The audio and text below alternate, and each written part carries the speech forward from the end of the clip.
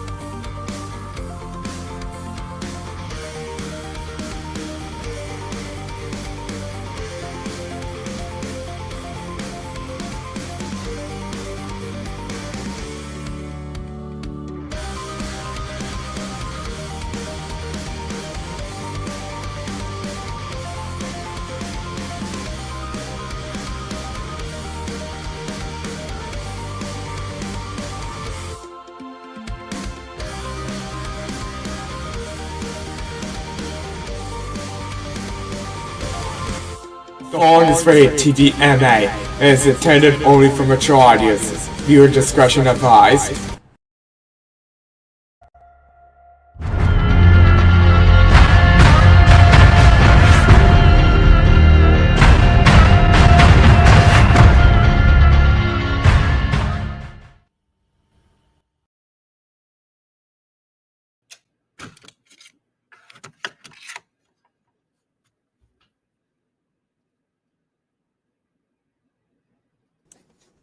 Yeah, I'm back. All right. So, I want to welcome you to the show. I'm still new at this. That's why, probably problems with the sound and all that, but I'm working with it. All good.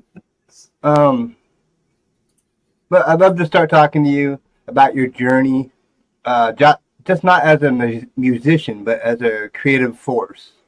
You've built a unique identity as both an artist and a non-binary person in the music industry.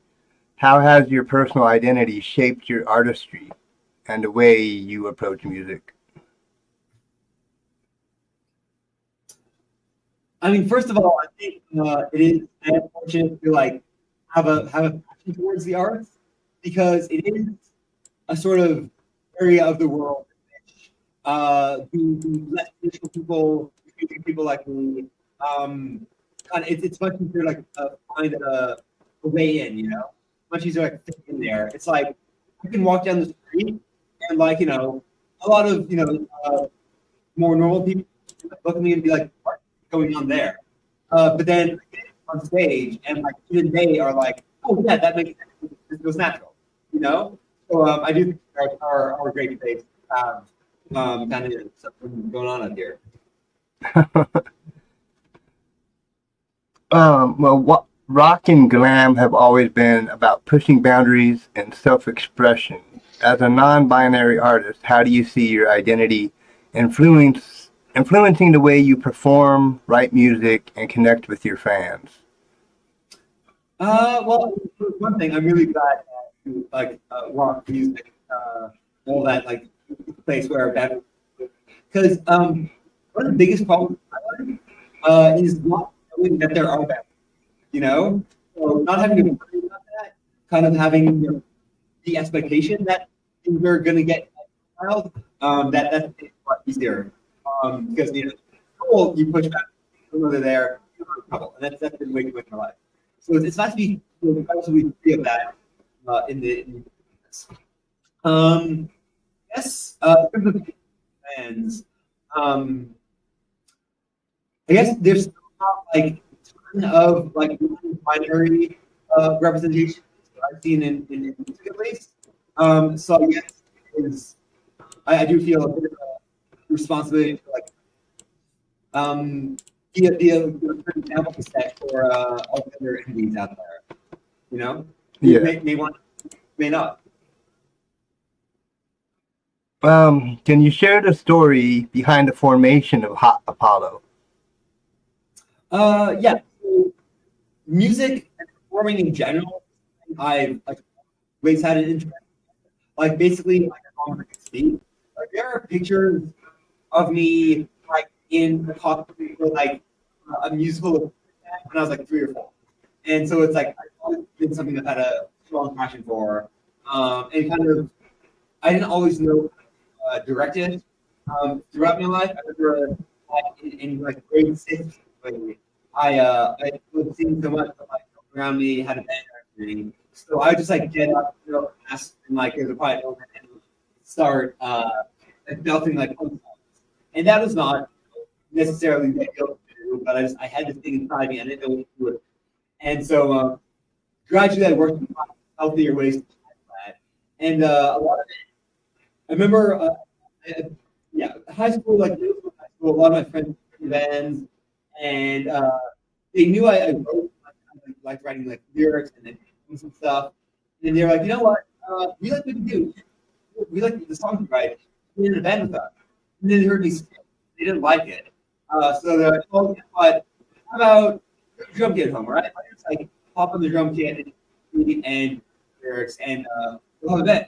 And then it's like, okay. And then after a while, even as serious about it as I was, I really wanted to take something, biggest thing possible. And I was like, no, we're really, try and jam on 45 minutes in our basement.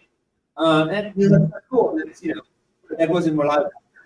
So for a little while, I did music and content poetry because that's something I could do by myself, not have to, be let down by people who were in it as I was.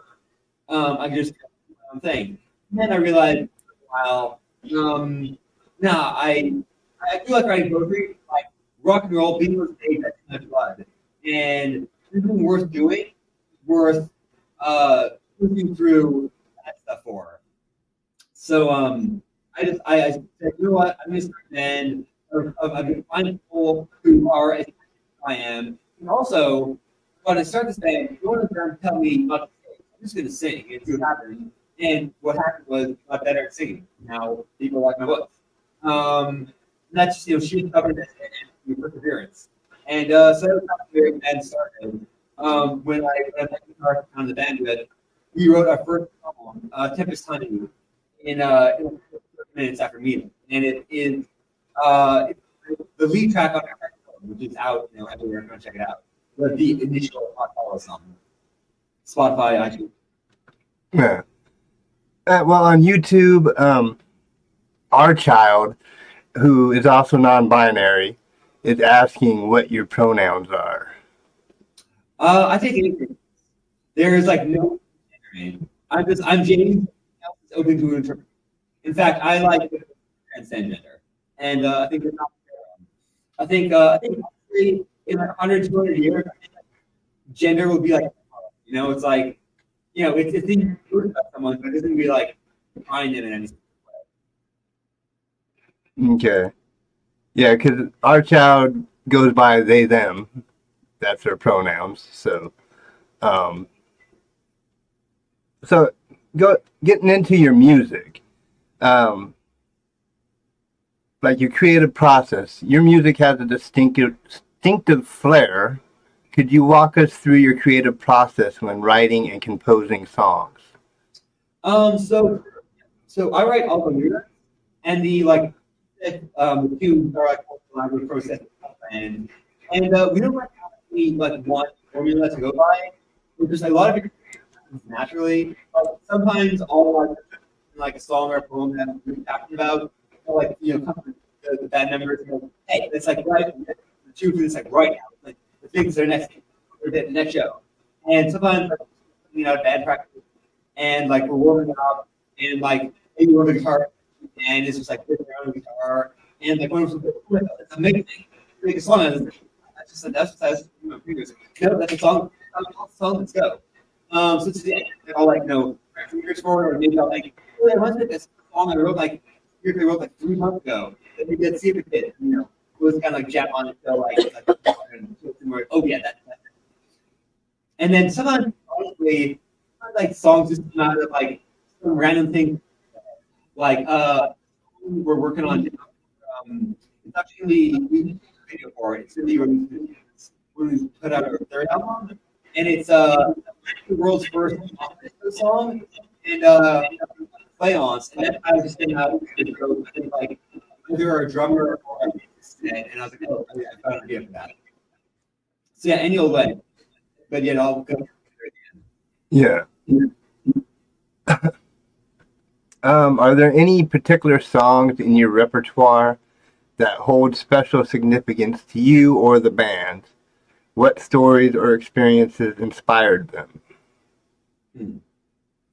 I mean, there are so many, like even like special significance, but the one, like if I know nothing about the music taste and I want to give them like, one song to introduce to Hot Apollo, the one I tend to Thank you, Lord, and I really like that one because our band has other musical moods we can kind of shift between sometimes. Sometimes we're kind of like more like romantic, some more fantastical, some more like like talky. Someone's like, but I like Thank you, Lord because it shifts those moods. It starts out like very ethereal into a kind of romantic verse, and the chorus is more like hard rock. It's a different collection of our sound. I think that is a very good introduction. So that's like the first one that I think of, like what's Hot Apollo? Okay. How has Hot Apollo's music evolved since its inception? The first, I'd say, I don't know, songs we wrote, I wanted to have like something a very kind of narrow, concise, like easily recognizable for us, and like that's kind of like the like kernel of like all sound. Then like when we established that, then we kind of started like broadening out. So we still will more sounding hot songs that we'll like writing, and we'll like a little experimental with a few months there in different kind of areas and all the kind of orbits and like Apollo 4. Like I kind of imagine like a solar system, like the hot Apollo in the front, like the sun, and then we'll have like two smaller planets that are kind of experiencing their own kind of. Okay. So let's see. Memorable performances. So live shows are a big part of rock music. What have been some of your most memorable performances, and what made them stand out? The first one that comes to mind was a few years ago. I think I'm going to reveal some stuff on the show that if they can it might not really expect or maybe like, but I think the limitations of that. So I'm just going to risk it. There was this, I can't remember how I met the person, but they were organizing a huge vegan festival in where I live. It was like all day. It was some like old like fort like downtown by the water. Beautiful space. It was really cool. It was like people there, if not that. And they want the man like, oh, we're paying for our festival. Like, yeah, yes, and they're like, you're vegan, right? You're vegan. And I'm like, yeah. So I'm just like, guys, I went home to that. I booked us a festival, we're at a vegan festival. All you have to do is vegan one day and rock it. And they're, yeah, of course. And also the food, like they were eating it all. We're not. This food is so good. And we played it. It was an amazing show. The other thing though, we played outside in the good time. And I remember our guitar, like guitar looks so weird in the natural gray light. This is weird. But part of that, I had a great time. It's well, how do you tend to engage with your fans during and after shows? Do you have any memorable fan interactions you'd like to share? Well, I think of like some memorable ones now. Okay, one time I remember okay, so I'm like to like anyone, someone like I an open book, like even like me on social media, on Apollo on Instagram or like X or wherever, you can find me very and I'm not but I remember one time the we went to this little bar in like Indian market, which is like the on site in our town, and there was this guy. We were like multiple sets, so we were taking a little break between sets, to rest his hand, and he found a guitarist who left the band at one point to concentrate on listening. He was really good, great guitarist. To use his whole life was more painting for band, but anyway, before that, and there's this one fellow who, like, talking with me as I was getting back on stage, back up, and like the guys start playing, and so our guitar, his guitar, this guy he's like talking like to again like close to us, so I like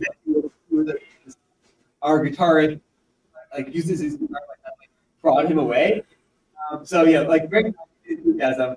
I just that just because I remember guitarist like what's going on here. I was like, let's have a chat. You have to sing now. That's a chat.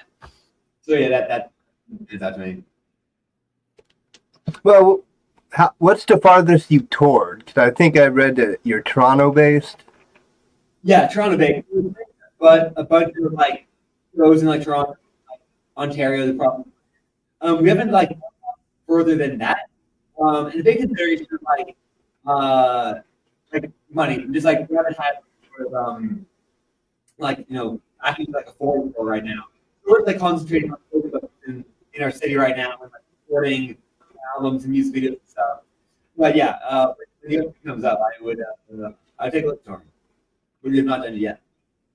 Jose, you need to branch out, come down to the States, America, down to Seattle, Washington, or something. Seattle's a huge alt music scene. Yeah, that's like a from I've heard. Check out there. There's like about this, and I'd be.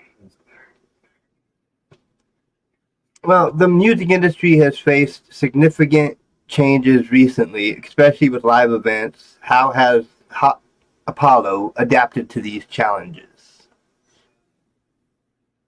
Kind of by doing it more than just like concentrating to do well. Just taking off the music, keep playing off the shows, and I hope the work itself out. Okay. I'm not a great mind. I'm a great creative mind. Strategist. Fortunately, I've management helps with that. They might be watching right now, so I trust them to guide us in the right direction.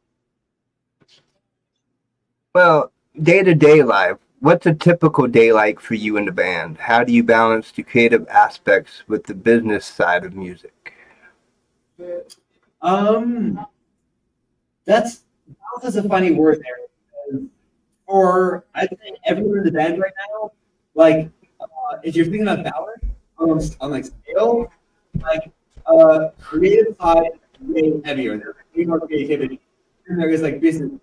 So we're trying to like work it out. We're kind of like doing grains of sand on another scale to get a bit better business.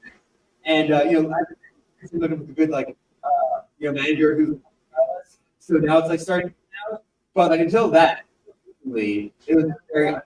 It was like just like do our best, like business walls to fix. Meanwhile, just like nothing like this rock and roll song. Balance has been a hard thing in my life. I've been striving pretty hard recently to get better at it. But, it's not the most thing for me. Yeah.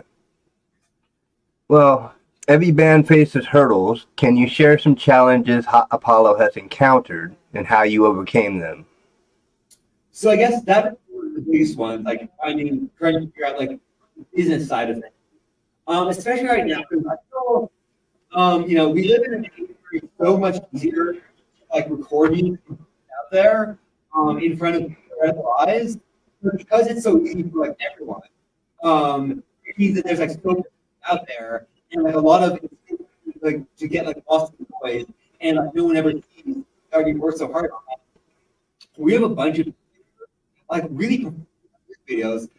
I spent a lot of time, hiring directors and stuff, and like some got like I don't know, maybe like not even views on YouTube, and I so trying to figure out that out, how like market stuff and like social media game. I'm bad at that. Whereas I feel as though like that may have been less of a challenge, I don't know, like 30 years ago, when like you're still like out in every like rock and roll bar in every city, and you just I don't know if I'm like sorry, I'm not just sorry.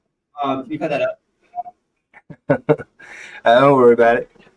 Okay. I don't know what rating or what video, so I'm sorry about that. Yeah, you could play 30 great shows for like I don't know, like a year or whatever. Like you get like word of mouth, like through the contests, sign you to label, all that kind of thing now. You like have like in most cases you're like really lucky. Like the in building like a media following or whatever, so that people are seeing your stuff goes from there. Like a game I have experience with. A lot of I work on experience, but not a knack for it. So yeah, that is how having to the signals are only very long. Yeah. Well, I mean, there's challenges and everything. Like my show here with the echoing with my guests sometimes. It's a challenge that I got to kind of overcome. So I'm trying to work on that. It sounds right now weird. Like, they just said a half my ear loudly, but I'm just it's fun though. Yeah. That is the thing. That is like one of the things that like confirms for me this is where I'm meant to be. Because while there are in this, it doesn't stop for a second. I am doing anything I have to expand as far as it can go. And the other like I could have taken those paths really felt like people to me. Whereas wake up, to the face, you go into the music. Okay, well, have you collaborated with any other artists or bands? How have these collaborations influenced your music? I'm open to it. I've kind of talked to people about like the possibilities of doing something, but I haven't done many like collabs with music. The first I ever played was with the Friends band, and he's a musician. He's like every virtuoso level. He's crazy. I've known him since we were like, and it was the first show in the city, and this was like right as I was hearing about music. I hadn't like assembled my band yet. He said, you know what? You've written some songs. Why don't I think I had my guitar, so why don't you and your guitar like a few songs you've written, and like our band will learn it, like kind of back you up. And that was like kind of a collab. And I had like a split with them. And then the other kind of collab I did was, around the same time, there was this kind of musical being set up. I think was it no one of the mayors, and they knew the same friend, the one Mark. I played my first show with. They were kind of and the guy was lyricist to write music. Like he had the music, lyrics for it. It's kind of like Career King story, like rock and roll band in I don't know wherever the guy grew up. And I got commissioned for it, and that was kind of fun. And that's pretty cool. I don't know if it's still on YouTube. I saw a bit of it. I saw that song I wrote. Oh, it's cool there. Choreography was great. I think it was called. I don't remember the name. I want to say like Super High or something. Yeah, it's a kind of musical, and I had to like kind of work with the guy on that. Yeah, is there like a dream collaboration you would like to do? It has to be with someone who's living. First name that's really fine is Gerard Way. Very cool. Coming with that guy, or maybe in very different vibe. Like, I'm thinking of something that's like in my lane. With like I do like a punk duet way, and there's something like here. I think having Gorilla's Damon Albarn always the most diverse guitars on his album, and I think he could sing a verse on a Gorilla's track. They've been like since I was like like 6 or 7 years old. Really cool thing. Well, Like both those bands are very cool, and like they're the presentation of actual like music. That's always been important. looking ahead, do you have any upcoming projects coming up? We are very hard to get third Hot Apollo at some point this year, especially since like we've got like the intended music videos like music with that are just like fully done. So that's like the most side for in sort of like in scale. The other thing is if anyone's like weird or is it kind of come through on April 26th, we're playing a big mobile text clip with bands that we've kind of like seen with. They're called Loud All, and yeah, they go and they ask again. And I always love playing the Bova. They're there in a while. Some of the favorite shows I've ever played there have been there. So I'm excited to get back there, get back on stage with the bigger band. Well, how would say like I go about possibly buying a record that you can maybe autograph? Oh, that's one second.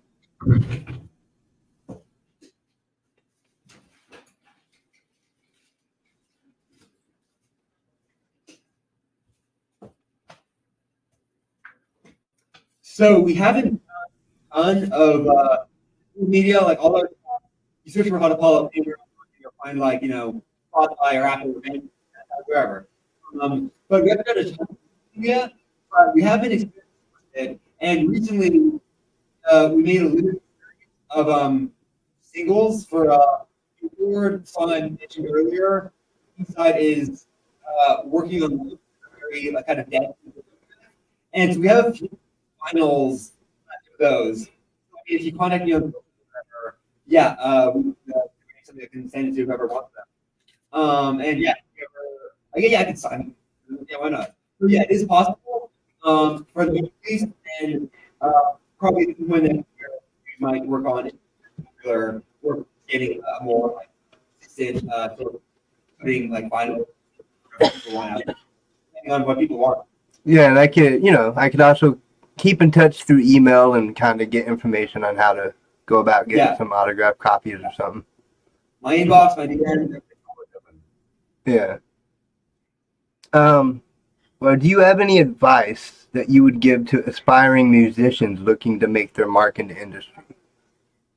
I'd say kind of the same thing that I was saying earlier about how no music when you're willing to put up all the nonsense that you got to take. Because like if you love music so much that you're willing to put up all the struggle and strife, like unreliability, in terms of lifestyle and even right now, like monetary. If you can put up with all that, and still want to do it, then you want to do it because it's as it is mine. Yeah. So, how can listeners stay in contact with Hot Apollo and keep up to date with your latest news and releases? Well, we do have like a website, hotapollo.com. I know most people don't go like personal websites anymore, but you can find us anywhere. Like you look for APO, LLO, just like that, anywhere on the internet, Twitter, Facebook, YouTube, you can find us. Any streaming platform, Bandcamp, SoundCloud, Spotify, anywhere you will find our stuff. Yeah, you want to get me on Instagram, probably the easiest. crowd follow anywhere. As I said, my DMs are open. Anytime, tell me how much you hate music, music when you hate your friends, from the music anyway. Music is all together, goes together. Yeah, it's anything. Tell me about anime, whatever's on your mind. Yeah, I have the link to your link tree on Yeah. the screen here so people can see that. Um, let's see. Trying to think of what else I can talk to you about. So when you do tour, do you ever wish and dream of touring like around the world? Yes, there's places like I have these like mad like crazy like blue sky dreams of, like where to play. Remember when my parents took me and my friend on a trip to Italy and showed us the Colorado, and I'm like, I want to play inside that Colorado. I want to be like where the gladiators were like 2,000 years ago, playing like an awesome show. And so if anyone runs the Coliseum, reach out to me. Parthenon and Greek. Any of those spaces I'd love to play, and I promise you, if you're expecting property, the pyramids, cool. But also, I don't know. Like, I one of the places I've never been, and I've wanted to as a kid, Tokyo.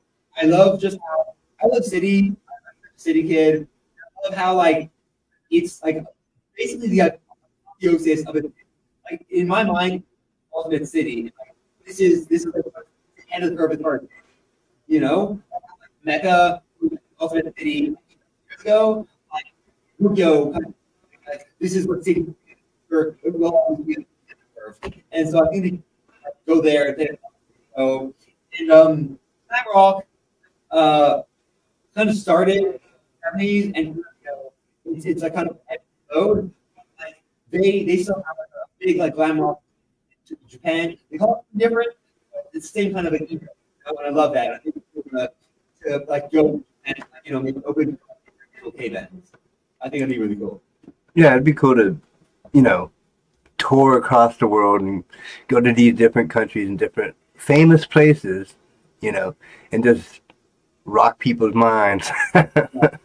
But ideally, I would love to not have to do it in a comic class because I get so gratified still, like more than like an hour and like the flight is like a day or something. And I need to have something like I'm not gonna make it there. You know what I mean? Yeah. So yeah, if planets are like or in some good like your accommodation, me as I said, a lot of Instagram and set something up. So, how do you fashion your music? Do you think it's more glam rock or like heavy metal or what? Honestly, I think, like it's rock and roll. People can describe whatever they want. I think glam rock is in the sense of like what our kind of vibe is. But like, I know a lot of people like glam rock, they think of like David Bowie or something, and we don't sound like that. We're just like we're doing using kind of like multifarious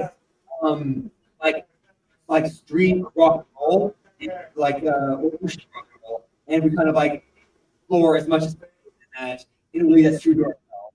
We're not, we're doing basically making like put our soul out there into the universe, see and hear, taste. And how many people are in your band? What's the count? I guess 5, like 4, like members. That's me on vocals. We have Dan and Rahul on guitars. And then we have Ben and Quinn on drums and bass. And then we have Toby, my boyfriend, like the 6th member. He plays, like if we need something else, like piano or whatever, or like bongo drums here and there. Like he's something with that. Stuff like he makes like wardrobe and like one of our shows recently, like he kind of a bit behind the live stuff. But he wanted to make shiny like blue like flat for our drummer, and he like right before the show ran up to give it to the right before he went on stage. He was like working on it until he went on stage. So stuff like that. So he's kind of like official six member. And you guys have been friends for like a long time, right? All your band members and stuff. Actually, sometimes we just kind of met through the music scene and realized we had in common do the same stuff with you, and kind of went from there. And but yeah, like we all get. I think what's really cool about the name of the event is that obviously we bring our own like kind of different talent, and we have like each of our minds different way that like, somehow move together, make this like great ball, and like each person has a different way of looking. It's really important, like team set, like that is really important. Like shared goals for like getting there. Yeah. And I don't know, how much you know about the United States or not, but how do you think the non-binaries are treated in Canada over like the United States? I can't speak to things across the board because I don't have my experience personally, but I will say that like I personally been very fortunate in the way I've been treated. Like I get a lot in the street. Like almost always, like, at least 9 times out of 10 before, it's positive or at worst, like benignly curious.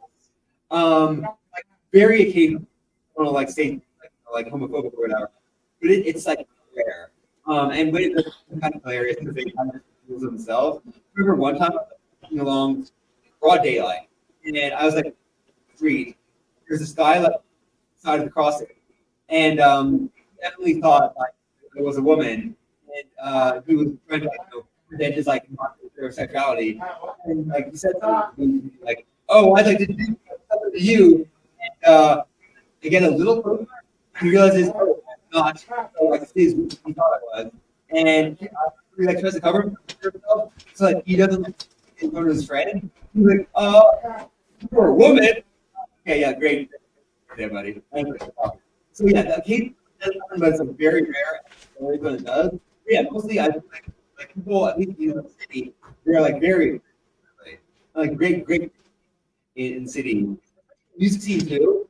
Like there are bands that advertise themselves in the we have, but like kind of like I'd say they're almost like everyone there here or something. Great and at least Toronto, it's pretty. It's the kind of person. Yeah. Yeah, because here in the States, United States, sometimes being non-binary people, can get violent with you and stuff like that. So, And look at what Trump's trying to do to the LGBTQ community here. yeah.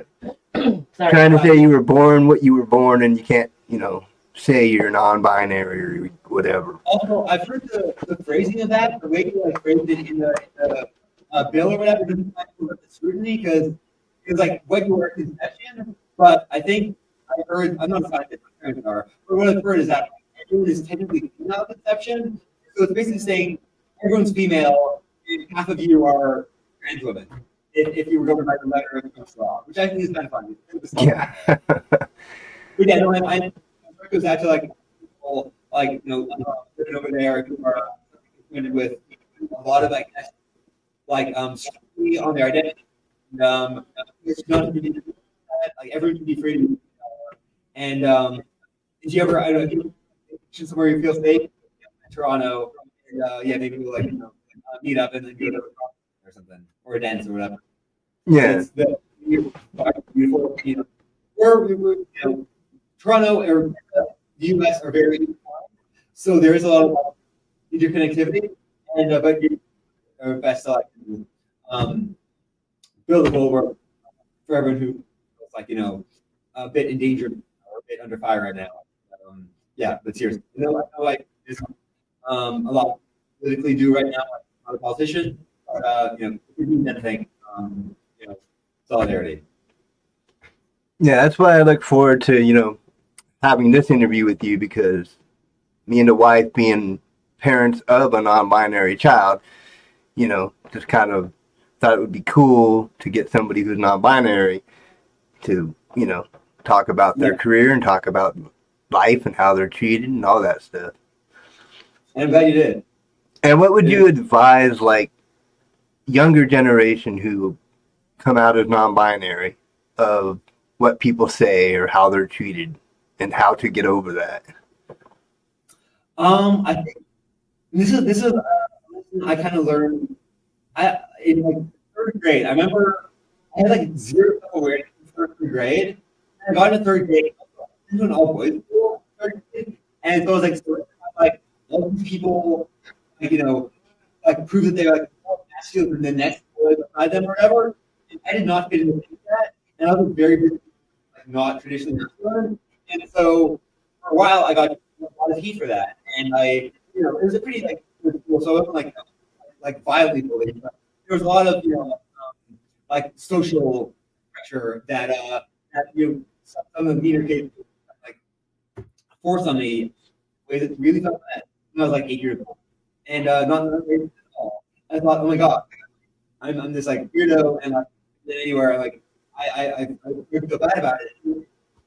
Fairly quickly, like, you know what? No, this is my power, and I got to own that, and like that's superpower. So I thought like shine that into the greatest though it can be, and just be proud of that. And did that. Did a lot of stuff. It was not bad.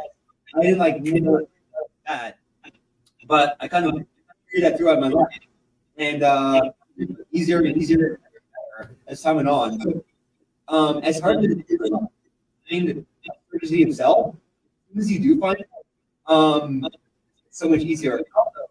Not only does it provide a shield to bullies, but it will also attract the right people. And now, like, I can barely go a week without being at parties and meeting, like, kind of feel the same way and really make it, And if you go in life, like, living honestly with yourself, you'll see that be attractive. I think are the right people. Yeah, and I think it's good to bring, the attention that LGBTQ, that whole community, they're normal people. They're just like us, straight, gay, whatever. We're all humans.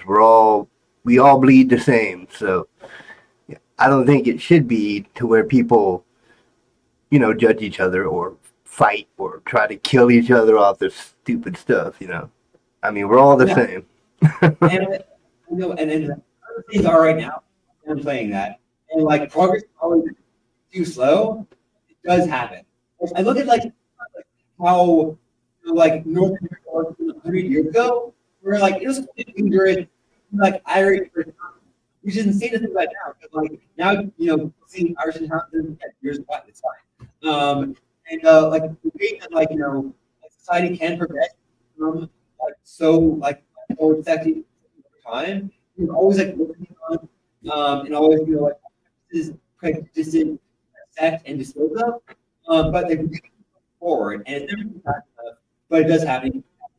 And if you're out there and you're not trans or gay or whatever, like it is more thing society, and I'm thankful to like all of you out there that inside with us. Yeah. Well, I appreciate you coming on and talking to us and sharing your career, sharing a little bit of your life, and maybe getting you some new fans here in America. So,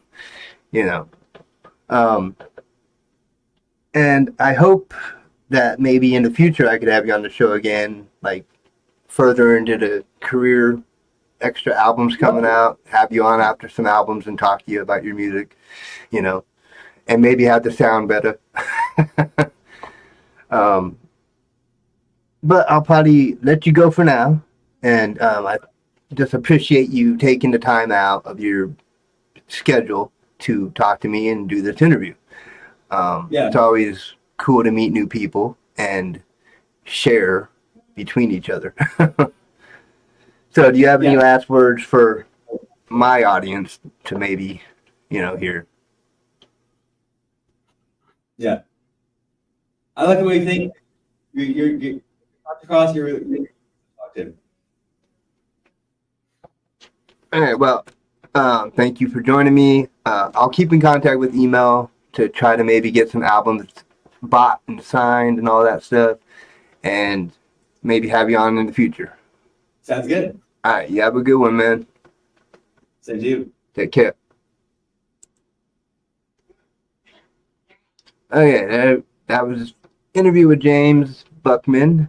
I don't know how great the sound was, but it seemed to go okay. But I wanted to do closing out here because I didn't do my normal at the beginning like I usually do with the how far we're into the year. So, but today's Friday, the 14th. 20% through the year of 2025. 20% through, which is 10 weeks and 3 days. And that equals 73 days total, 1,752 hours, 105,120 minutes, and 6,307,200 seconds. So that's kind of, how far we're into the year. Had the interview with Jaymes Buckman, interesting conversation. Being that my first musician I've had on the show, I've done authors and stuff like that. I haven't done no musicians, so that's a whole new chapter for my show here. But coming up Monday will be Betsy Kudlinski, which is kind of she's a motivational speaker, kind of, so it goes perfect with Motivational Monday. And she will be pre-recorded. I will record it earlier in the day and then just kind of put it together as a show. But see, I keep forgetting to update my little scroller on the bottom because it says upcoming guest March 12th, John Bukowski. That's already done. Okay. And then March 14th, which is today, Jaymes Buckman. And I'm closing out this show for that one. And then I'm talking about March 17th, Betsy Kudlinski. And then coming up after that will be Tuesday, March 25th, the following week, with R-Truth. And they're like twin sisters who talk about motivation through music and stuff like this. And like transforming your life through music and blah, blah, blah. Then April 4th is Michael Allison. That will be pre-recorded as well. Same as R-Truth, pre-recorded. And then April 10th is Browno Landrum. And that's still live, I believe. I haven't talked to her since we confirmed the little interview. But if she wants to do pre-recorded, that would work too. I'm slowly getting to think pre-recorded might be easier for me to work out for now. Like pre-record the interview and then do my show where I can start my show, do my little opening, click into the interview, and then do my outro. Because when I'm doing the live, it takes me a minute to like get into the conversation because I have to like wait for them to get on this cam and then be like, okay, we good to go, and then go do my little countdown with music, which gets shortened, which is okay, but and then I'm just like, okay, I don't want to worry about the opening. I just want to get to the guest so I don't leave them hanging, sitting there waiting for me 10, 20 minutes or whatever it is. And just kind of, get into the flow of the interview. But if I do pre-recorded, I can do that relaxed, just kind of do the interview relaxed, and then when I go live later, do my opening, cut to this segment of the recorded interview, and then do my closing. The only problem with that is live interaction. I won't be able to like read the chat and tell the guests that the chat's saying this and this and this. But there's workarounds for that. I mean, I can always get people to send me questions before the guest does the pre-recorded stuff, and then do that. And I want to thank Boo Radio for following me over on Kick. Thank you. And thank you for watching as well. I never know who's on Kick watching because it doesn't show a count for Kick. It has 1 for Twitch, 0 for YouTube right now, and 2 for Facebook right now. Kick doesn't. They don't have a Kick one. I don't get it. I'm gonna kick them for not having a Kick one. Anyways, also, feel free to go check out my website, my business website, crowrulesentertainment.com. I put these shows on there. I post blogs. You can go chat in the forums. I got some groups. You can go chat in the groups. It's just, I'm building a videography business / entertainment, which these live streams are part of that entertainment branch of my company that I'm building. Which you can donate, the GoFundMe thing is up here in the corner. QR code, but there's also the link in the description that you can, go donate. Any amount works just to help me launch my business and get it growing and getting it off. And then you saw scrolling earlier, Girl Scout cookies. Only got a couple more days in Girl Scout cookie season, so I think you can still order online. So you could try to get your last little bit of ordering online to get your cookie fix. It's like a drug. The Girl Scout cookies. It's like, oh, I need my cookies. I need my cookies. I'm telling you, man. I went through 2 boxes or so far this cookie season because I ain't got a lot of money to be buying a whole bunch. But I do like those Girl Scout cookies. But yeah, remember to like, share, follow, subscribe. Any way to support me and my show and my business and just, me in general. Because I'm always anxious and nervous about these shows. I'm always anxious and nervous about a lot of things. And, trying to get my business off the ground is stressful. And my mind's always like, oh, come on. It's going to take forever. Yeah, well, it might take forever, but it's worth it. Because once I get that break and I get out there and my business starts taking off, then I won't have to sit there and be like, when's it gonna happen? When's it gonna happen? You look like an idiot. Okay. Well, not look like an idiot, but you know what I'm saying. You know what I'm saying, right? You people know what I'm saying. So yeah, next week we got 1 interview so far, just Monday. Betsy Kudlinski. And the rest of the week will be just me live like this, just kind of chit-chatting, shooting the breeze, blah, blah, blah. With Motivational Monday, Transformative Tuesday, and then there's Wedgie Wednesday next Wednesday, which is midweek kind of fun talk about all kinds of random stuff. And I might be adding some things to these episodes to have them be funner, kind of, and add interactions and stuff like that. And then next Thursday is Time Warp Thursday, where we talk about paranormal and freaky things in the world, urban legends, myths, ghosts, aliens, Bigfoot, all them like random crazy things. And this past Thursday, yesterday, we did Unsolved Mysteries, and we talked about 2 mysteries that were unsolved to see if my audience could help solve some mysteries. Next Thursday, we'll do the same thing. 2 mysteries that were unsolved in the history of the world. 2 mysteries, and see if my audience can put any light on it and solve a mystery. It'd be cool if my show could solve a mystery. That would be pretty awesome.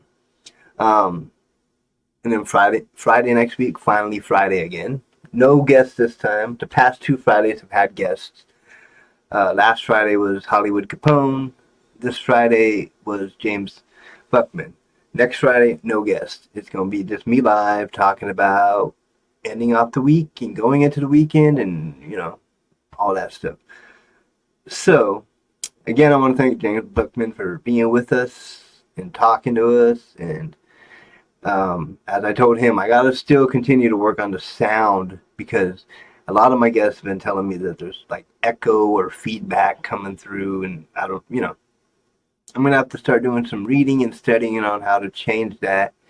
I know if you get headset with the mic on it, that helps. So I might have to invest in like a headset with a mic. So when I'm doing interviews, I'd be wearing the dang headset and I'd look like a fool. But at least it would sound better, I think. So I might, invest in one of those and see what happens and go from there. But, we'll see what happens. Um, but it was good. It was a good interview. It was a good show. Jaymes Buckman seems like a very nice gentleman. And, check out his music on YouTube. I've seen some videos of his on YouTube and watched one or two. I've watched one or two because there's a playlist of his music. So, just check out his band. Show some support to Hot Apollo. By the interview, they're not like huge yet. They're still kind of Canada based. They're not into the United States or worldwide thing. He's still kind of the local type band. But if you check out his music, maybe go to his website, purchase some music. Maybe you can help support him. I will put his link on my website, and in the description, there's the link to his Linktree. I love the way that sounds, Linktree. But Linktree / Hot Apollo, and it'll have links to his other stuff. So you can check it out. Maybe buy some merch. He has merchandise. He has different things. Find him on Facebook, Instagram, all that stuff. He shared this show on Instagram, so I appreciate him for at least putting it out there that he was going to be on my show and supporting me in that way. And I thank all of you for watching, whoever is watching. And I will close out the show and tell y'all have a great weekend. Take it easy for the weekend. The week's over. So your work week, those of you who work Monday through Friday, your work's over for now.